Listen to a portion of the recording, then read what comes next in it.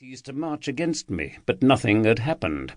Now, with the beginning of a new year, I again began to wonder if the King of Kings would send an army against Dura.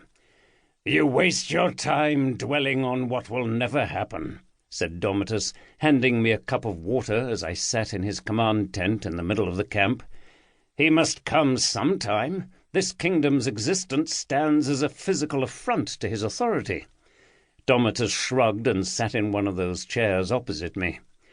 "A man, and I use the term loosely when referring to Mithridates, thinks twice before going up against someone who has won as many victories as you have. In any case, he prefers to let others do his fighting for him."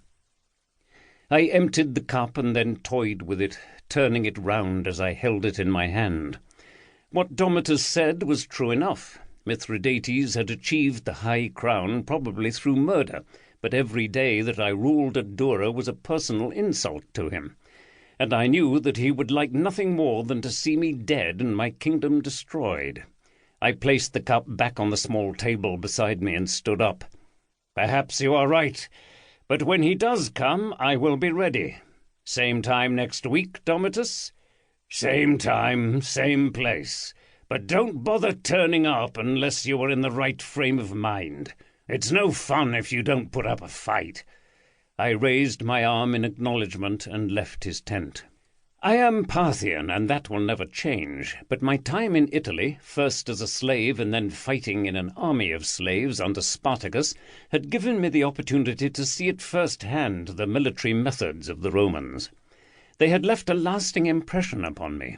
Parthians were famed for their great armies of horsemen, but these armies lacked discipline. Most kings in the empire had small retinues of professional soldiers, mainly mounted personal followers and palace guards.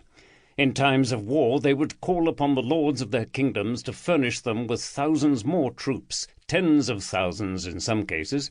But these soldiers followed their vassal lords, fighting around them in battle and doing their bidding. And when the fighting stopped, they went with their lord back to the farms they worked on his lands. In Italy, Spartacus had trained and organized his army along Roman lines, with the exception of his mounted arm, which I had commanded. We had beaten the Romans on many occasions, but I had seen how effective Roman discipline and organization had been, and was determined to combine them with Parthian tactics. When King of Kings Sinatruces had given me my own kingdom, may Shamash bless his memory, I had the opportunity to put my ideas into practice.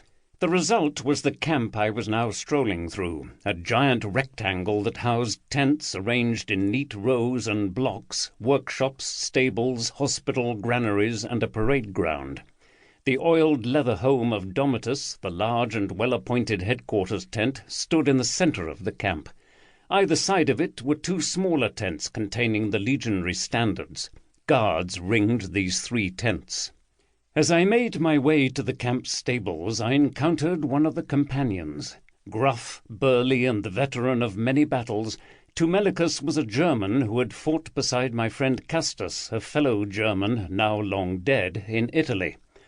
"How are your skills with the short sword progressing, Pacorus?" I may have been a king, but all the companions were allowed such familiarity. Discipline in Dura's army was strict for all, but there were no ranks between those who had served under Spartacus. "I think I might be getting the edge over Domitus," I lied. He raised an eyebrow at me. "Really?" I shook my head. "No, not really." He looked round at a century of legionaries marching past us in its ranks, a centurion at its head barking orders at his charges. He raised his vine cane at Tumelicus in salute, for my German friend was the first spear centurion in the Duran legion. This status was usually accorded to the bravest, meanest, and most ruthless man in the legion. Tumelicus met all these criteria. "Perhaps I should ask you to take my place, and then we can determine who is the best swordsman in the army," I said. He looked at me with his pale blue eyes. "We all know that Lucius Domitus is the best soldier in the army."